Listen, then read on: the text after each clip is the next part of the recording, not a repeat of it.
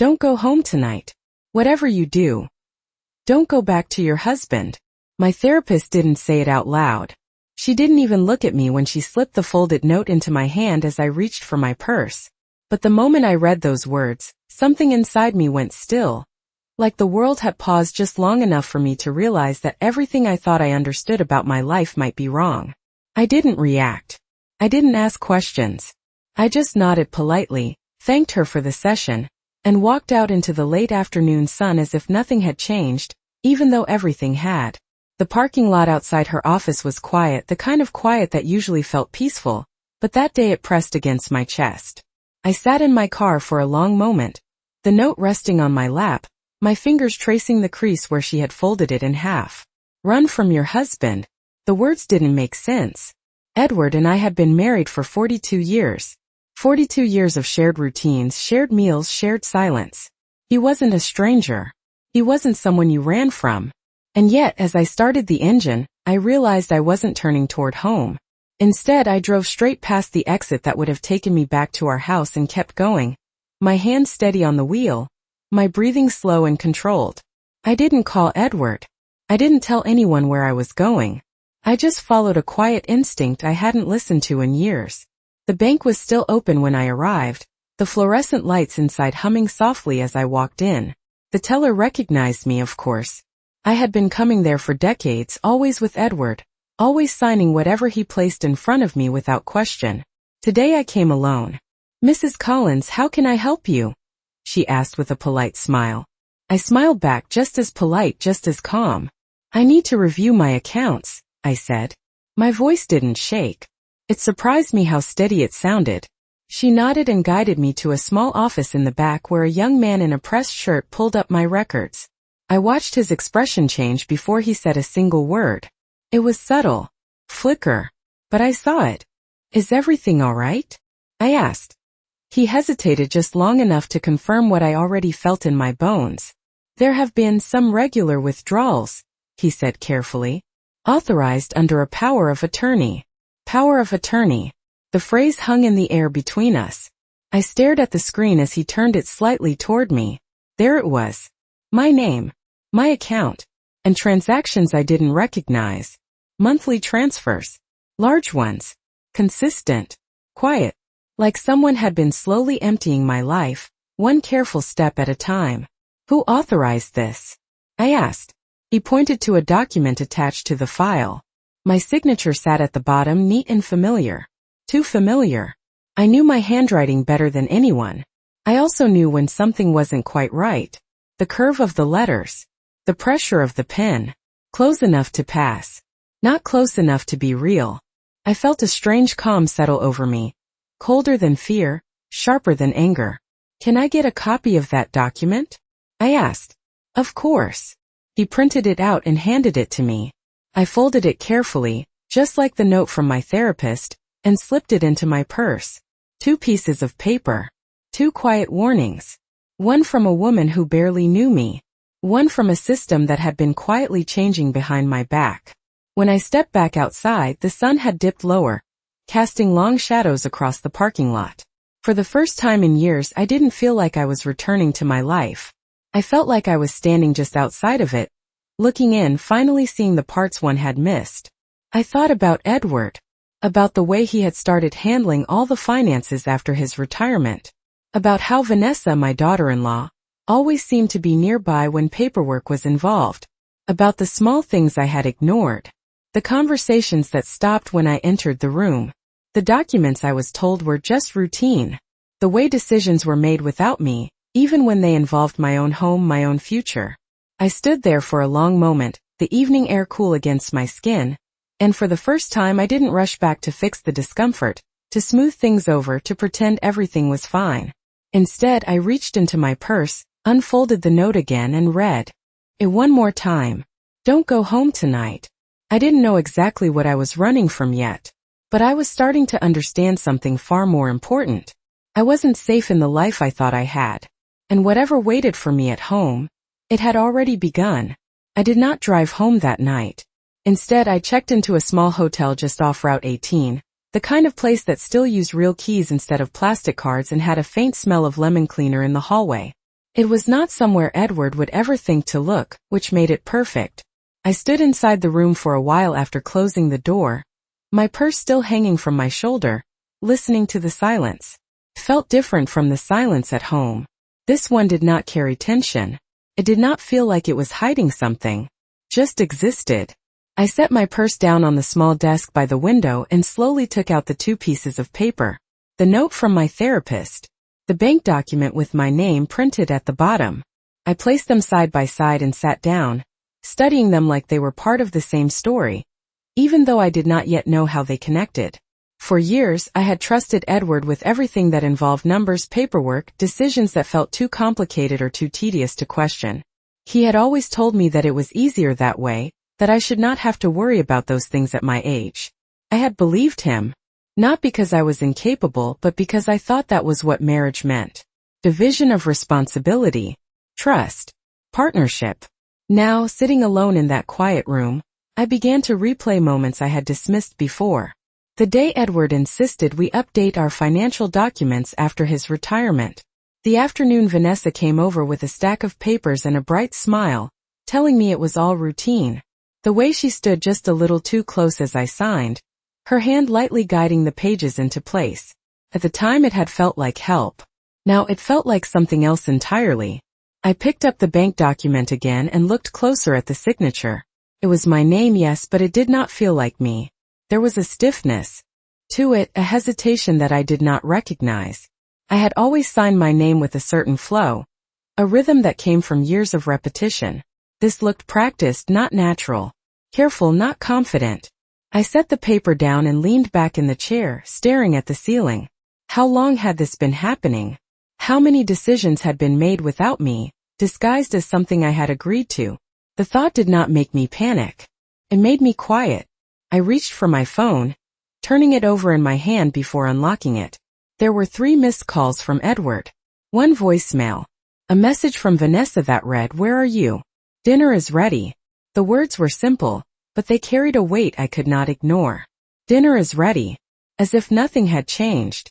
As if I was expected to walk back into that house, sit at that table, and continue playing a role I no longer understood. I did not respond. Instead, I opened my email and searched for any records I could find. Old statements. Notifications. Anything that might give me a clearer picture. It did not take long to see the pattern. Transfers I did not remember authorizing. Confirmations sent to an email address that was not mine. Documents I had never seen before. Each one small on its own. Together, undeniable. A system built quietly, carefully over time. I closed my eyes for a moment, not to escape it, but to let it settle into place.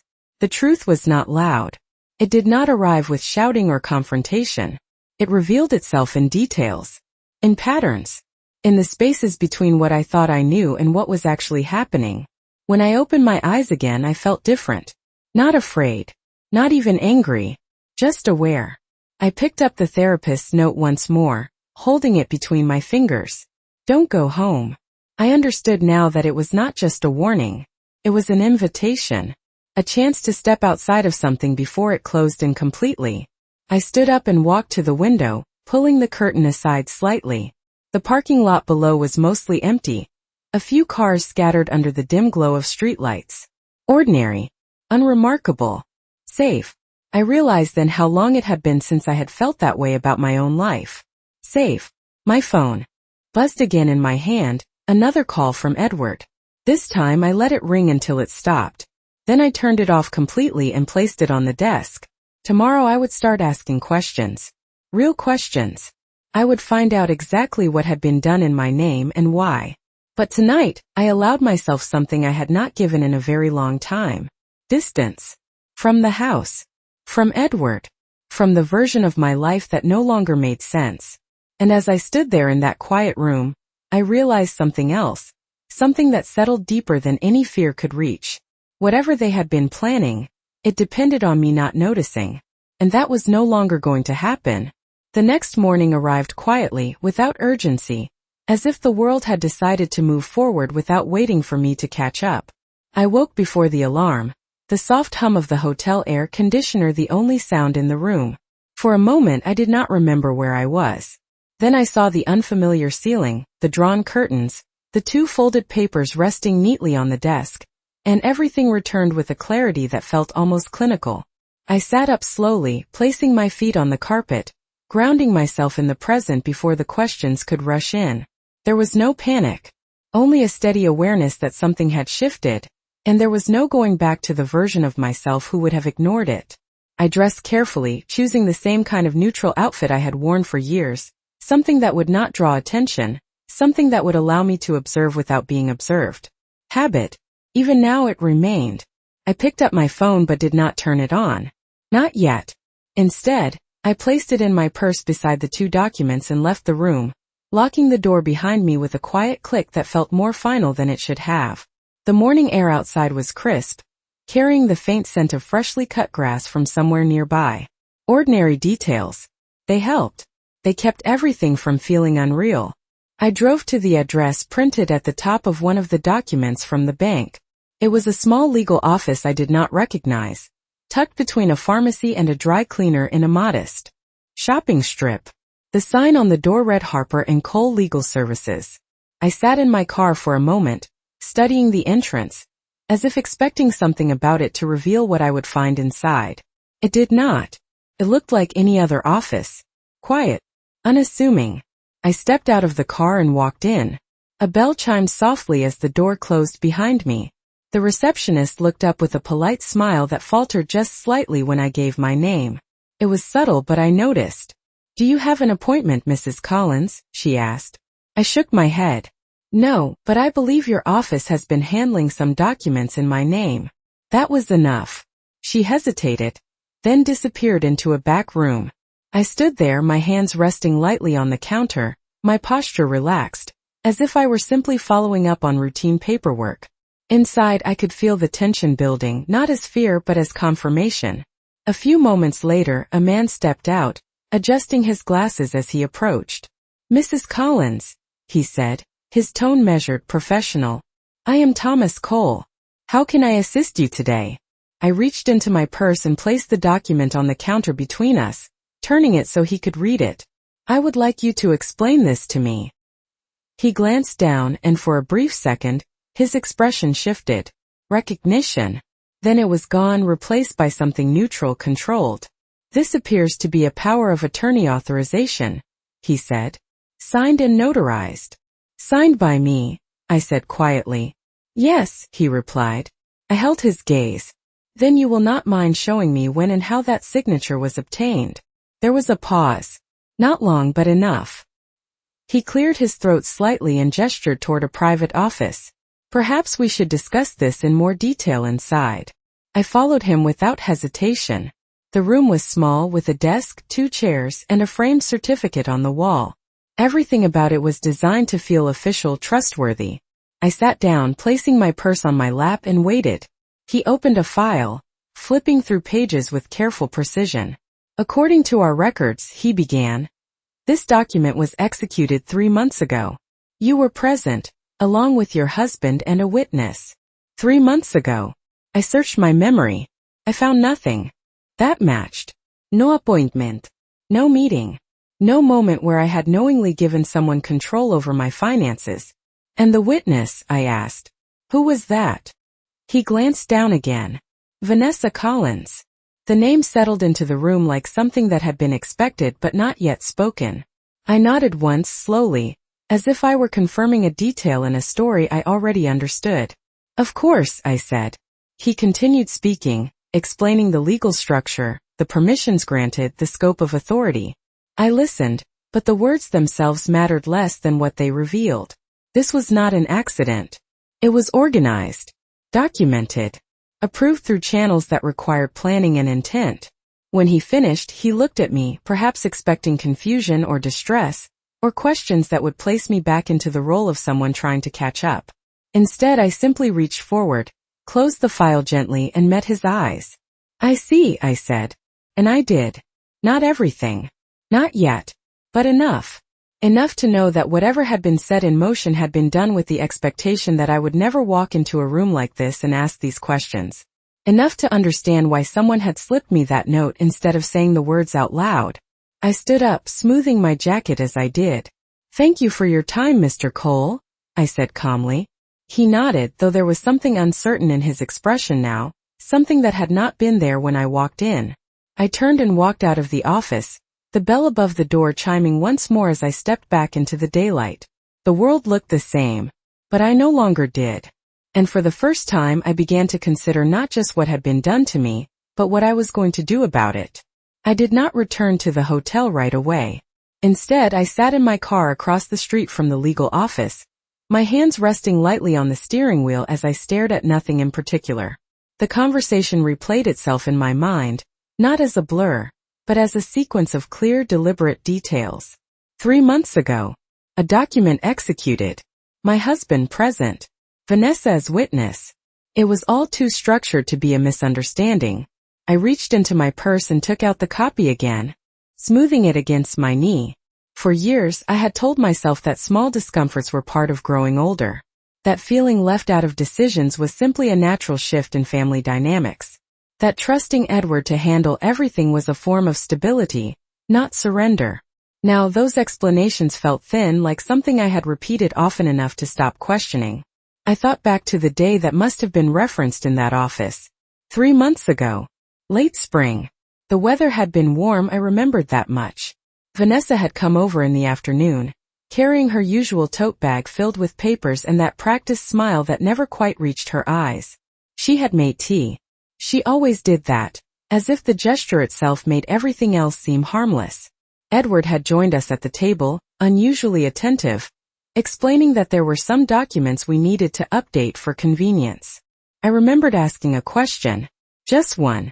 Something about why it was necessary. Edward had answered quickly, gently, telling me it was standard procedure, that it would make things easier if anything ever happened to him. At the time it sounded reasonable. Responsible even. I had nodded. I had signed where they indicated. I had trusted the rhythm of a life that had never given me a reason to doubt it before. Sitting there now, I realized something else about that afternoon. I had not read a single page. Not carefully. Not fully. I had skimmed, glanced, relied on the familiarity of their voices instead of the clarity of the words in front of me. That was the moment everything shifted. Not when the document was filed. Not when the money began to move. But when I chose not to look closely. I closed my eyes briefly, not in regret but in recognition. This had not happened overnight.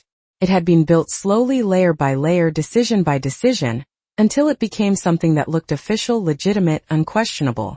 I opened my eyes and looked down at the signature again.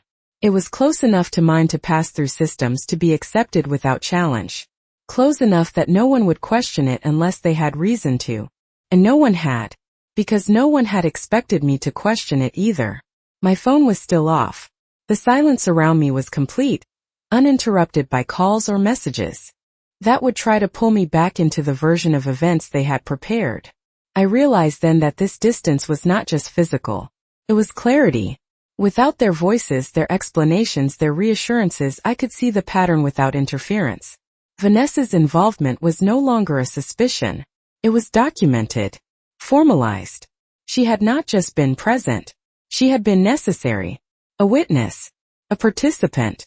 I thought about the way she spoke to me in recent months, always polite, always composed, but with a subtle shift in tone that I had not been able to name at the time.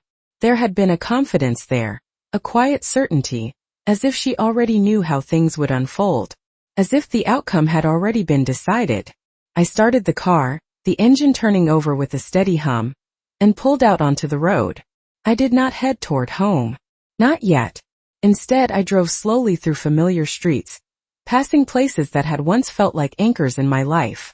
The grocery store where I had shopped for decades. The park where Daniel used to play as a child. The church where Edward and I had sat side by side every Sunday for years. All of it looked the same, unchanged. And yet, I felt like I was seeing it from a distance, as if I were no longer fully part of it. I stopped at a red light and caught my reflection in the rearview mirror. The same face. The same silver hair. But something in my expression had shifted. There was no confusion there anymore. No hesitation. Just a quiet, steady awareness that I had been living inside a version of reality that had been carefully managed without my consent.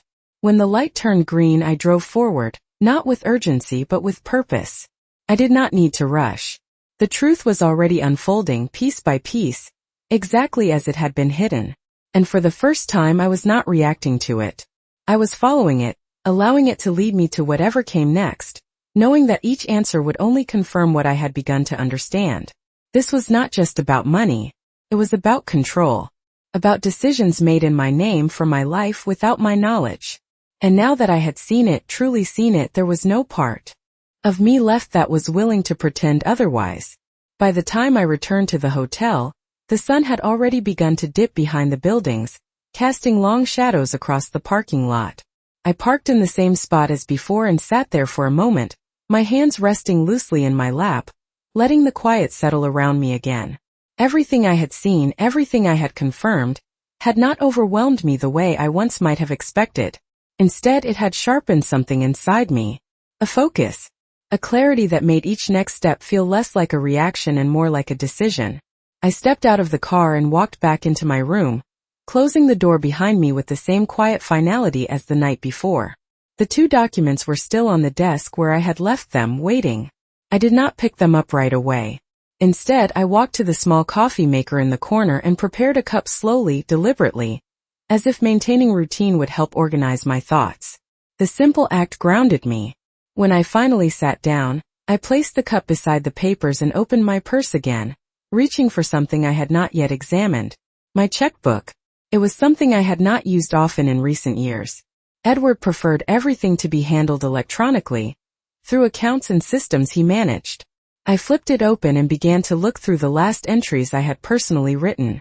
The dates were sparse. The amounts small. Groceries. A donation to the church. A birthday gift for my granddaughter. Nothing unusual.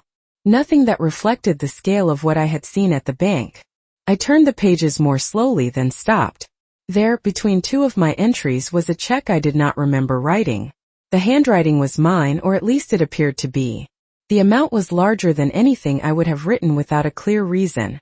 The signature at the bottom matched the same careful imitation I had seen earlier. Close. But not quite right. I traced it lightly with my finger, the same way I had traced the other signature. It was not just one document. It was a pattern. Repeated. Practiced. Refined over time. I leaned back in the chair, the realization settling into place with a quiet certainty. This had not been a single decision made in a moment. It had been a process, one that required access, patience, and the confidence that I would never question it.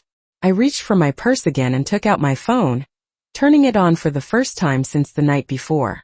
The screen lit up immediately with notifications. Missed calls. Messages. Voicemails. Edward. Vanessa. Even Daniel. I watched them appear one after another, each one a small attempt to pull me back into their version of events. I did not open any of them. Not yet. Instead, I went to my contacts and selected a number I had not called in years. It rang twice before a familiar voice answered. Margaret, she said, surprised but warm. It has been a long time. It was Linda Carter, my old friend from church. Someone who had known me long before Vanessa entered our lives, long before I had stepped back from managing my own affairs.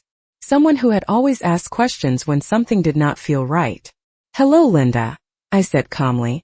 I hope I am not calling at a bad time. Not at all, she replied. Is everything okay? There was a pause. Not because I did not know how to answer, but because I was choosing how much to say. I need the name of a good attorney, I said finally. Someone independent. Someone who will review documents carefully. The line was quiet for a moment. Then her tone shifted, more serious now. Of course, she said. I know someone. Very thorough. I will text you his information. Thank you, I replied. I did not explain further. I did not need to. Linda had always understood when something was not right, even when I did not say it out loud. We ended the call shortly after, and within minutes, a message appeared with a name and number. I saved it without hesitation. Then I placed the phone face down on the desk and looked back at the papers in front of me. The pieces were coming together now, not as fragments but as a structure I could finally see. The legal document. The bank transactions. The altered checks. Vanessa's presence. Edward's authority. It all pointed in one direction. Not confusion. Not misunderstanding. Control. Carefully built. Quietly maintained. I took a sip of my coffee, now slightly cooled, and let the thought settle completely. For years, I had allowed decisions to be made around me, believing that trust was enough to protect me. Now, I understood that trust without verification was not protection at all. It was permission, and I had given it freely. But that did not mean it could not be taken back. I reached for the new number Linda had sent and stared at it for a moment, considering what it represented. Not confrontation. Not yet. But preparation. The beginning of something that would not be undone by polite explanations or familiar routines. I placed the phone back down and folded the documents carefully, aligning the edges with precision before returning them to my purse. Outside, the light continued to fade, the day closing quietly as it always did. But inside that small room, something else was opening. Not a question. Not a fear. A decision.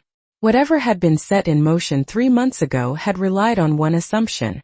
That I would remain exactly who I had always been. And for the first time I understood how dangerous that assumption truly was. The next call I made was not out of impulse. It was measured, intentional, and long overdue. I stepped outside the hotel room before dialing, needing the open air, the sense of space, as if the conversation I was about to have required room to unfold. The evening had settled into a quiet calm, the sky fading into soft shades of gray and blue, the kind of stillness that made everything feel suspended. I leaned lightly against the railing outside my door and pressed the call button. The number Linda had given me connected on the third ring. "This is James Whittaker," a steady voice answered. Professional. Direct. "Mr. Whittaker," I said, my tone even. "My name is Margaret Collins. I was given your number by Linda Carter. I believe I need your assistance." There was no hesitation on his end. "Of course, Mrs. Collins. How can I help you?" I did not rush my explanation. I did not dramatize. I simply laid out the facts as I understood them. The power of attorney document. The bank transactions. The signature that was almost mine but not quite. The presence of my husband. The involvement of my daughter-in-law. When I finished, there was a brief silence on the line, not uncertain but evaluative. "I would like to meet with you as soon as possible," he said finally. "In person. Bring every document you have." "Tomorrow morning," I replied. 9 o'clock. "That works," he said. "My office is downtown. I will text you the address." We ended the call without unnecessary words. I lowered the phone slowly, holding it in my hand for a moment as I looked out over the empty parking lot. It was the first time since this began that I felt something shift from observation into action. Not reactive. Not emotional. Deliberate. I returned to the room and began organizing everything I had gathered so far. Each paper was placed carefully, aligned, ordered by date. The therapist's note remained separate, not because it was less important, but because it represented something different. It was not evidence. It was a warning. A quiet intervention that had interrupted something before it could fully close around me. I sat at the desk and allowed my thoughts to settle again, not into confusion but into clarity. Tomorrow would not be about confrontation. It would be about confirmation. Legal structure. Authority. Reversal. Words that once felt distant now carried weight. Real consequences. I turned my phone back on and watched as the notifications returned, filling the screen once more. This time I opened one. A voicemail from Edward. His voice came through calm, controlled, almost concerned. "Margaret, I am not sure where you are, but Vanessa and I are worried. Please call me back. We need to talk." I listened to it once. Then I deleted it. Not out of anger. Out of understanding. The tone was familiar. Reassuring. Measured. The same tone he had used for years when explaining decisions I no longer questioned. It no longer held the same effect. I opened another message, this one from Vanessa. Short. Direct. "You should not be out alone. It is not safe. Please come home." I read it twice. Not for the words themselves but for what they implied. Not safe. The phrasing was careful. Concern disguised as instruction. A reminder of how they viewed me. Not as someone capable of making her own decisions, but as someone who needed to be guided, contained. I placed the phone face down again and exhaled slowly. The pattern was complete now. Every detail aligned. The legal document. The financial control. The subtle language. The gradual shift in authority. It was all part of the same design. I stood up and walked to the mirror, studying my reflection not for appearance, but for recognition. The woman looking back at me was not unfamiliar. She was simply someone I had not fully seen in a long time. Someone who had allowed trust to become habit, and habit to become silence. That silence was gone now. Not replaced by noise or anger, but by something far more precise. Awareness. I turned away from the mirror and began preparing for the morning. My documents were ready. My questions were clear. My next step was defined. Outside, the night settled fully, the last traces of daylight disappearing beyond the horizon. Inside, I turned off the lights and sat in the dim glow of the bedside lamp for a moment longer, letting the stillness settle into something steady and unshakable. Tomorrow, I would sit across from someone who understood the systems that had been used against me. Someone who could translate what I had discovered into action. And when that happened, everything that had been quietly arranged without my knowledge would begin to shift. Not suddenly, not dramatically, but inevitably. Because the one thing they had not accounted for, the one detail that had remained outside their control, was the moment I chose to see it clearly. And that moment had already passed. The next morning began earlier than I expected, not because of an alarm, but because my mind had already moved ahead of the day itself. I woke before sunrise, the room still dim, the edges of the furniture softened by the quiet light filtering through the curtains. For a moment, I lay still, listening to the silence, letting it settle into something steady rather than uncertain. There was no hesitation in me anymore. No question about whether I should go forward. Only the understanding that I already had.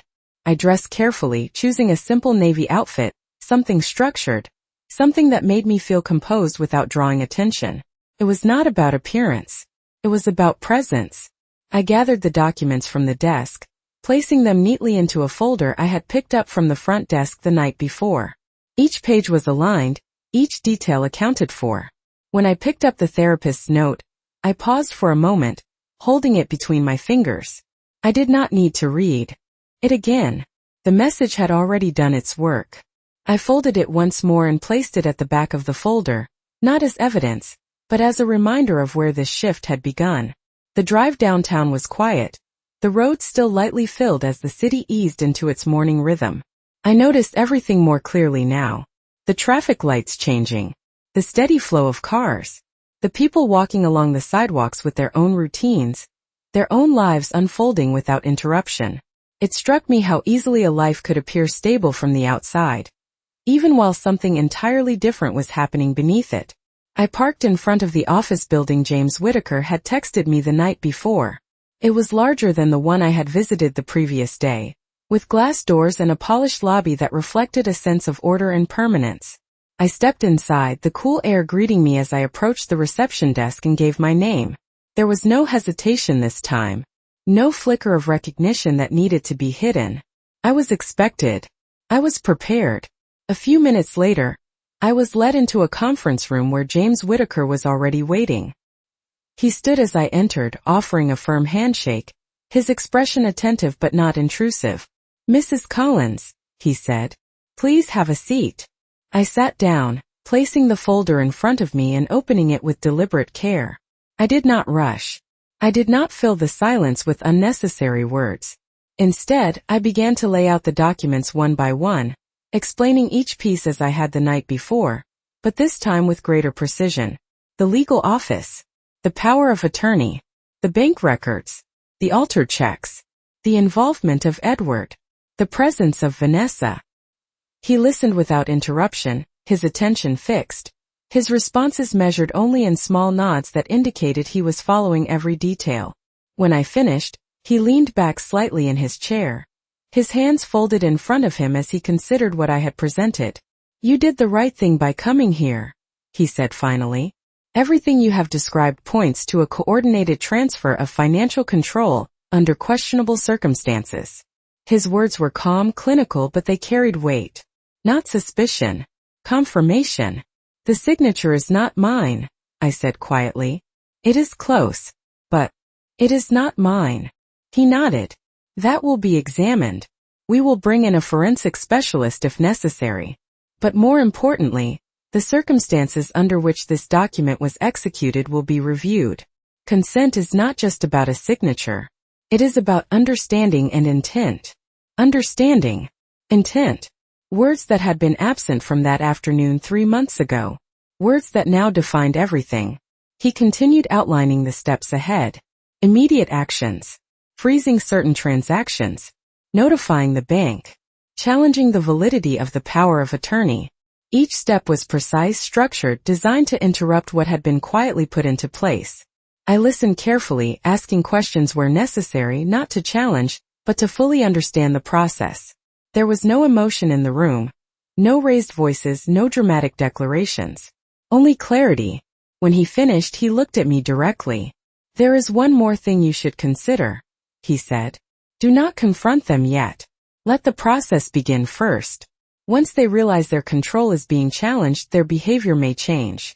It is better that we have everything in motion before that happens. I nodded once. It aligned with what I had already felt. This was not about immediate confrontation. It was about shifting the structure beneath them before they had the chance to adjust. I gathered the documents back into the folder, my movements steady, controlled. Thank you, Mr. Whitaker, I said. He stood as I did, his expression unchanged, professional, but there was something else there now. Respect. Not for what had been done to me, but for what I had chosen to do about it. I left the office and stepped back into the morning light. The city now fully awake around me. Cars moved steadily along the streets. People passed by without a second glance. Everything continued as it always did. But for me, something fundamental had shifted. This was no longer about discovering what had happened. That part was complete. This was about what would happen next. And for the first time since all of this began, I was not following the situation as it unfolded. I was guiding it. By the time I left Mr. Whitaker's office, the morning had fully settled into motion, but I did not feel rushed by it. If anything, everything around me seemed to move at a slower, more deliberate pace, as if I had stepped into a different rhythm entirely. I walked to my car with steady steps, my mind already organizing what came next, not in scattered thoughts, but in clear, structured decisions. I did not return to the hotel immediately. Instead, I drove toward a familiar part of town, one I had not visited in quite some time. A small branch of my bank, quieter than the main office, less crowded, more personal. I parked near the entrance and sat for a moment, my hands resting lightly on the steering wheel as I reviewed the conversation from earlier. Freeze the accounts. Challenge the authority. Do not alert them yet. Each instruction was precise, and I intended to follow it exactly. When I stepped inside, the atmosphere felt almost identical to the day before, but I was not the same person walking in. The teller greeted me with a polite smile, and this time there was no hesitation in my voice. I need to speak with someone about securing my accounts, I said calmly. I was directed to a private desk where a senior manager joined me shortly after. I placed the folder in front of him and opened it without explanation, allowing the documents to speak first. His expression shifted as he reviewed them, not dramatically, but enough to confirm that he understood the seriousness of what he was seeing. I explained only what was necessary: the unauthorized transactions, the questionable power of attorney, the need to immediately restrict any further movement of funds. He listened carefully, asking only a few direct questions, each one relevant, each one precise. There was no doubt in his tone when he responded. We can place a temporary hold on these accounts while this is being investigated, he said. We will also flag any attempt to withdraw or transfer funds. I nodded once. Do that, I replied. No hesitación. No second guessing. He began the process immediately, typing into his system, confirming details, asking for identification, all of which I provided without delay. Each step felt like a quiet correction, a reversal of something that had been moving in the wrong direction for far too long. When he finished, he looked at me directly. If anyone attempts to access these accounts, we will notify you immediately, he said. Only you will have authorization until this is resolved. Only you. The words settled into place with a weight I had not felt in years. Control returned not through confrontation but through structure. I thanked him briefly, gathered my documents, and left the bank with the same calm composure I had carried in. Outside, the sunlight felt sharper now, clearer, as if the day itself had shifted alongside me. I sat in my car again, but this time there was no pause. No uncertainty. Only the next step. I reached for my phone and turned it on, watching once again as the messages and missed calls appeared. This time I opened one of Edward's texts. "Margaret, this is not like you. Please come home. We need to resolve this." The phrasing was careful, controlled, still assuming authority, still expecting compliance. I read it once, then set the phone down without responding. There was nothing to resolve in the way he meant. That version of the conversation no longer existed. Instead, I selected his contact and pressed call. The phone rang only once before he answered. "Margaret," he said immediately, his voice steady but carrying an edge I had not heard before. "Where are you?" I let a brief silence pass before responding, not out of hesitation but by choice. "I am handling some matters," I said calmly. "What matters?" he asked, the control in his tone tightening slightly. I could hear Vanessa's voice faintly in the background, not clear enough to understand, but present enough to confirm what I already knew. They were together. They were waiting. "My accounts," I replied simply. Another pause. Longer this time. The kind of pause that revealed more than words ever could. "There is no need for you to worry about that," he said finally. "Everything has already been taken care of." I allowed myself a small, almost imperceptible shift in posture as I held the phone. "Yes," I said quietly. "I am aware of that." The silence that followed was different. Not controlled. Not measured. Uncertain. I did not fill it. I did not explain. I did not accuse. I simply remained there, letting the weight of that statement settle exactly where it needed to. "Margaret," he said again, this time slower, more deliberate. "You are making this more complicated than it needs to be." I almost smiled, not out of amusement but out of recognition. The language had changed, but the intention had not. Simplify. Comply. Do not question. "No, irreplicably. I am making it clear." There was nothing else to say. Not yet. I ended the call before he could respond further, placing the phone back down on the seat beside me. For a moment I sat there looking straight ahead, the road stretching out in front of me like it always had. The difference was not in the road. It was in the direction. For the first time in a very long time, I was not being guided by someone else's decisions, someone else's explanations, someone else's version of what was best for me. I was moving on my own terms. And somewhere in the silence that followed that call, I knew something else had shifted as well. They were no longer certain. And that uncertainty was something they had not planned for. By the time I pulled back onto the main road, the air felt different, not because anything around me had changed, but because something inside me had settled into place with a certainty I could no longer ignore. I did not return to the hotel right away. Instead, I drove slowly toward home, not with urgency, not with hesitation, but with intention. The house came into view exactly as it always had, the same driveway, the same front porch, the same windows that had once represented stability and familiarity. From the outside, nothing was different. It never is. I parked across the street for a moment, my hands resting loosely on the steering wheel as I looked at it from a distance. For years I had believed that this house was the center of my life. Now, I understood that it had also become the center of something else. Something carefully arranged. Something that had unfolded quietly behind closed doors while I moved through my days believing everything was as it should be. I stepped out of the car and walked across the street, each step steady, measured, without hesitation. When I reached the front door, I did not rush. I took out my key, the same key I had used for decades, and unlocked it with a calm that surprised even me. The door opened into the familiar scent of home, a mixture of polished wood and something faintly floral that Vanessa had introduced months ago. I stepped inside and closed the door behind me, the sound soft, controlled, final. Voices drifted from the living room. Edward. Vanessa. Their conversation stopped the moment they heard me.